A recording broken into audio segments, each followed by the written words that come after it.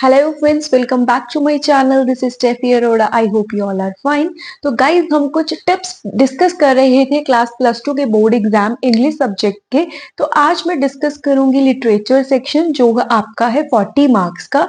तो literature section में आपको कुछ टिप्स हर एक चीज में फॉलो करनी है। साइड बाय साइड मैं आपको बताती जाऊंगी, जो जो पहले आता है आपको एग्जाम में उसके अकॉर्डिंग। तो बेसिकली आपका जो लिटरेचर सेक्शन है, इसमें फ्लेमिंगो, विस्टास या पोइम्स में से जर्नली जो है ये सेक्शन कवर करता है, जिसमें आपको एक्सट्रैक्ट आ जाते हैं, long question and short questions आते हैं।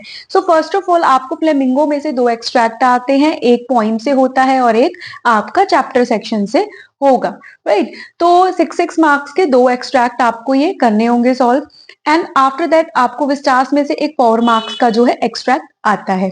देन उसके बाद आपको आते हैं शॉर्ट क्वेश्चंस और कुछ long questions. Short questions flamingo में से आपको 6 आते हैं, जिसमें से आपको 5 जो है वो करने होते हैं, और विस्टास में से आपको 3 आते हैं, जिसमें से आपको 2 करने होते हैं, और एक लॉन्ग क्वेश्चन आपको आता है विस्टास से और एक क्वेश्चन आता है आपको फ्लेमिंगो से। तो अभी थोड़ा टिप्स डिस्कस कर लेते हैं कि कैसे आपको अटेम्प्ट करना है, बट बिफोर दैट मैं आपको कुछ इंपॉर्टेंट चैप्टर्स बता देती हूँ जिसमें से आपको लॉन्ग क्वेश्चन आ सकता है। तो फर्स्ट ऑफ ऑल अगर मैं बात करूं विस्टास की, तो विस्टास में जो आपको इंपॉर्टेंट चैप्टर्स हैं लॉन्ग क्वेश्चंस के लिए, वो है the enemy, the tiger king and the cutting of my long hair. उसके बाद अगर मैं बात करूं फ्लेमिंगो की, तो फ्लेमिंगो में अगर जो आपको लॉन्ग क्वेश्चन आ सकता है जो चैप्टर में से, वो है आपका rat trap, Indigo and the going places. उसके बाद बात की जाए पॉइंट सेक्शन की, पॉइंट जो इंपॉर्टेंट है वो उसमें से आ जाएगा mother at 66, the aunt Jennifer's tiger and the last one is the thing of beauty. So ये 3 पॉइंट्स इंपॉर्टेंट है। तो ये इनके इंपॉर्टेंट सेक्शंस मैंने आपको बता दिए, जो चैप्टर्स इंपॉर्टेंट है जिसमें से लॉन्ग क्वेश्चन आपको आ सकता है। अभी बात करती हूँ मैं शॉर्ट आंसर राइटिंग की। अगर आपको शॉर्ट क्वेश्चंस आते हैं तो उसको आपको कैसे आंसर करना है। तो उसको आंसर करने के लिए आपको सबसे पहले ये फोकस करना है कि आपको क्वेश्चन को पहले तो थॉरोली पढ़ना है, क्या पूछा है उसमें, क्या स्पेसिफिक टर्म्स वर्ड्स यूज किए गए हैं, सबसे पहले आपको उस पे फोकस करना है। उसके बाद आप अपने आंसर को फ्रेम कैसे करोगे, किस फॉर्म में करोगे, थोड़ा स्ट्रक्चर क्या रहेगा आंसर का, स्टार्ट कैसे करना है, एंड मिडिल में क्या रखना है, इस चीज के बारे में आप सोचना। एंड आफ्टर दैट लास्ट आपकी जो लैंग्वेज होनी चाहिए, it must be clear and concise. Too much आपने बहुत ही हाई वोकैब नहीं यूज करना, to the point chapter specific words use करके आपको आंसर जो है वो राइट डाउन करना है। उसके बाद अगर मैं बात करूं लॉन्ग क्वेश्चन के टिप्स की, तो लॉन्ग क्वेश्चन आपको फर्स्ट ऑफ ऑल ये तो दिमाग में से आप निकाल ही दो कि आप समरी लिख दोगे और आपको उसके मार्क्स मिल जाएंगे। कहीं ना कहीं अगर किसी को कुछ भी नहीं आता, तो yes, that person can write down summary, but ये नहीं है कि हर कोई समरी लिखता है। आपको आते हुए भी आप सिर्फ समरी लिखते जा रहे हो, नो।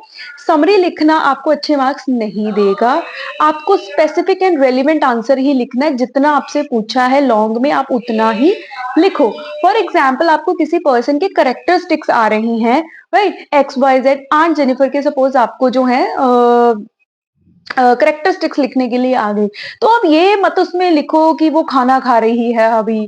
नो, आप उसके करेक्टर, उसके ट्रेड्स के बारे में बात करो कि उसका नेचर कैसा है, जर्नली वो कैसी है, तो इसके बारे में, राइट। बेसिकली आपको क्वेश्चन को थॉरोली रीड करना है और उसके अकॉर्डिंग अपना आंसर राइट डाउन करना है।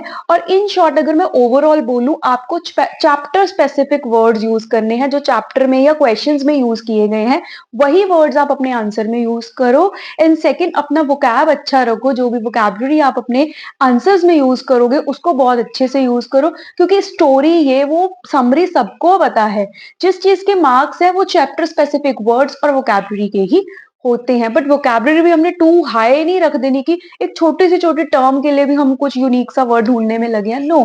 ओके, मतलब एक सोफिस्टिकेटेड सा आंसर आपका होना चाहिए, सो दैट उसको रीड करके अच्छा लगे और आपको अच्छे मार्क्स मिले। आई होप ये इंफॉर्मेशन आपके लिए वैल्यूएबल रही होगी। कोई और क्वेश्चन, क्वेरी कुछ भी है, आप कमेंट सेक्शन में बता सकते हो। I will definitely help you. So thank you so much guys and keep smiling always.